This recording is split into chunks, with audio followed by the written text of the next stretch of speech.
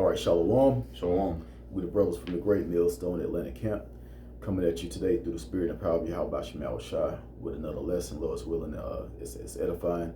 But before we get started, I want to give all praise, honor, and glory to Yahweh, Bahashem, Yahweh Shai, Bahashem, Hakwadash. Also, double honors to the elders and apostles of Great Millstone that taught us the truth, and also peace, love, and safety to the hopeful elect. And through the spirit, we're just going into what's going on with this war in the so-called Middle East. You have the Israelis over there just straight up destroying Lebanon. Yep. And it's almost like these other nations, the surrounding nations, they call them the Islamic states. It seemed like they just kind of letting them get away with it a little bit, but we already know they got something planned. Mm-hmm. Like they just not gonna let it, just ride and it's something big gonna happen to that place. And of course, it's prophesied in Ezekiel 38 that Gog and Magog, which is today's the Russians, it was gonna come through and they was gonna destroy that land, but not totally destroy the land. It's gonna be inhabited again in the kingdom. Mm-hmm. I was one for you too. Okay, I got one too. This is Exodus 15:3. It says, the Lord Yahweh is a man of war. The Lord Yahweh is his name. Mm-hmm. So I'm just backing up the point when you said, and it's kind of like they're letting them just do it. Yep. Well, it's really a part of the Lord's plan to let it happen. It's part of his will, because he promised us with an oath that he was going to bring us back to our land. He was going to increase us, a part of the second covenant, man. So in order to actually enter into the full promises of Yahweh Hashem Shah, and it will happen, this got to take place. So our power is a man of war, and that's what we're witnessing, man, every single day concerning prophecy.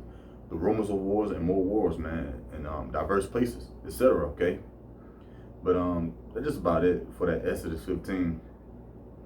But you want me to get anything? No, I got something real quick, and I was just gonna quote it, but I'm gonna go ahead and bring it out. This is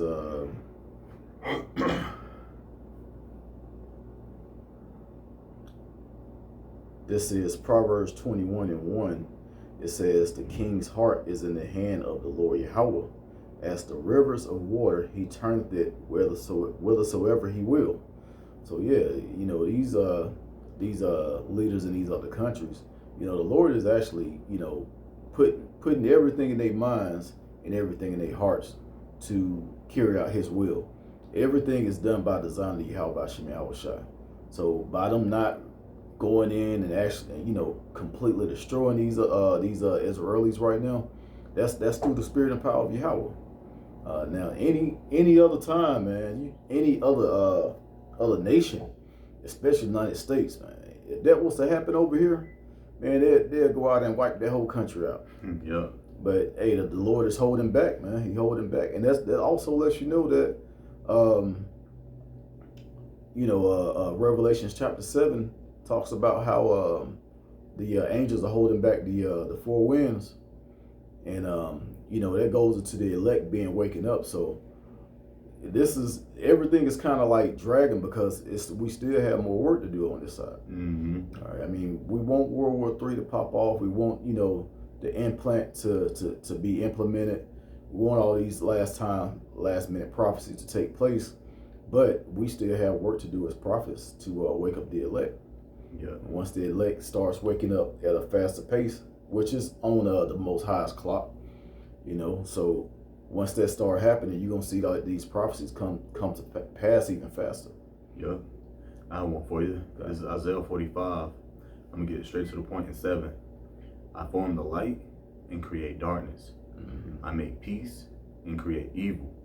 I'm the Lord Yahweh Bahashem Yahweh Shai, do all these things. So just to back up your point, it just gotta happen. All right. This is our power. All right. Who created the heavens and the earth, who's allowing all these things to basically pop off. Again, that's what prophecies say. Okay. He said, "What? Lo, I come in the volume of a book, and it is written of me." So everything that is written that's gonna happen, soon to happen, currently happening, man, it's all in the scriptures, and you cannot make it up. Okay, but that's it on that Isaiah 45. Okay, let me go to what did I want to get? You wanted that Isaiah 33. Yeah, Isaiah 33 I got you. And also that Joel, because these things are happening right now, man. I mean, it can't be no more clearer how these prophecies are taking place right now. Mm-hmm. You know, we in that time. We there. World War III is here, man. You know, like I said, we're waiting on two main big prophecies: the missiles, and you know, when the missiles hit, we you know, Lord's willing, we those men, and you know, chosen in that number. But hey, we out of here then, man. Yahweh Shah gonna be back by then. Mm-hmm. All right. He said, "What at the end it shall be made manifest." Yep. Wait, then shall that well understand. Well understand. And then it says, just roughly paraphrasing it, and the end shall be made manifest. So we starting with the apostles, elders, great millstone, all the way on down. We will understand that this is the very end. Right. All right. This is Isaiah 33:1. It says, "Woe to thee that spoilest, and thou waste not spoil, and dealest treacherously, and they dealt not treacherously with thee. When thou shalt cease to spoil, thou shalt be spoiled." Yep. That's how to see how the Netanyahu and all of them, and they telling this man, they like, you know, they actually Kamala was in the hot seat because they was like, Netanyahu is not listening to y'all. Why y'all keep supporting him? And she had kind of danced around the question, but yeah, that man over there just going fucking ham, man, on Iran, the Gaza Strip, Lebanon. They was talking about last night how Lebanon was getting their ass blowed off. Like Lebanon, they said that it's just that destruction that they're doing over there is just unbelievable. It's crazy work. And it's not even so-called terrorists that they take it out. They bombing schools, hospitals, you know, people that's actually you know, first responders that able to get the people's aid that need it. They taking out that too. So this is really like a takeover thing, man. It's not just a, you know, let's take down the enemy of these terrorists. They trying to take down the whole country so they can come in and invade pretty much. But yeah, when they're gonna stop, they're gonna, like, just going back to Isaiah 33. Yeah, when they finally like, all right, you know, we're not going to deal treacherously anymore. And that's talking about United States too. That's talking about Esau as a whole. Then these other countries going to come in, man. And that's when the real shit going to happen, man. You know, they're going to cease from being dealing treacherously. And that's when the other nations going to deal treacherously with them. It also speaks about that in Joel. Let the weak say that I am strong. Yep. So, hey, it's about to go down, man. You know, right now it's looking like Esau just a big bad bully, and just want to go in and you know and destroy. But just wait, these other nations they gonna stop taking that in a minute. Mm-hmm. Right now, I'm pretty sure they're coming up with a plan to take that place down. Oh, they are. Oh yeah, they are. We in those times. Yeah, they using strategy.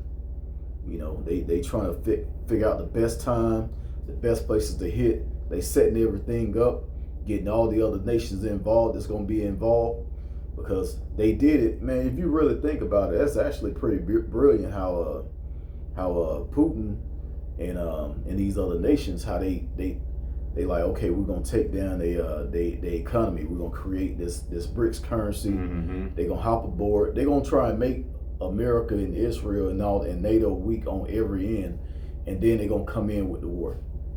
And that's pretty brilliant, man. Yep, it's like an ultimate chess move. Right, you hit them in their pockets first, and then next take down their army.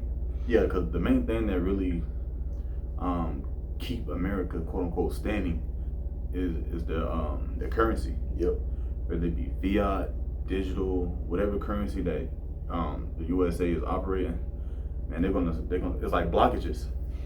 You get blocked off. You don't get that flow no more as you used to. You know. So this place is being broken up. When we finish this Isaiah 33. Okay, Isaiah 33:1. Continuing on, it says, And when thou shalt make an end to deal treacherously, then shall deal treacherously with thee. Basically, a tick for tat. Reap what you sow, man. Yep. You did X, Y, and Z, to my people. You deceived the whole world. You dealt treacherously, okay, with your perpetual hatred. Man, you're going to get double onto you. Yep. Even the scripture says, avenge not ourselves, because the Lord, he's going to come back. Hey, vengeance is of Yahweh B'Hashem Yahushua, man. So we're going to see our enemy getting taken down right in front of our eyes. We slowly seeing it, but we're going to ultimately see it when the destruction comes. Yeah, that's why it's really hard to be mad at you devils right now, because we see that your kingdom is falling. We can't really be upset. We up next. This is actually we have joy within us when we see these things happening. We know who's up next, and we know who's falling down. So that's why we don't. We still gonna have a certain level of hate when you show us hate. We still want, we still in Babylon, we still in slavery, we still in the land of our captivity. But we see that there's light on the end of the tunnel by you crashing and falling down. Yep. All right, I got something real quick. Obadiah verse 7, it says, all the men of thy confederacy have brought thee even to the border. The men that were at peace with thee have deceived thee and prevailed against thee. They that eat thy bread have laid a wound under thee, and there's no understanding in him. And this is talking about Esau Edom. Actually, the whole book of Obadiah is talking about Esau Edom. And they said that the men of thy confederacy, all these other nations that you was joined with, they said they laid the wound up under you. All right, so that you in a trick bag right now. All right, and actually, ultimately, not giving all the credit to these heathens, man. This is through Yahweh B'Hashem Yahushua.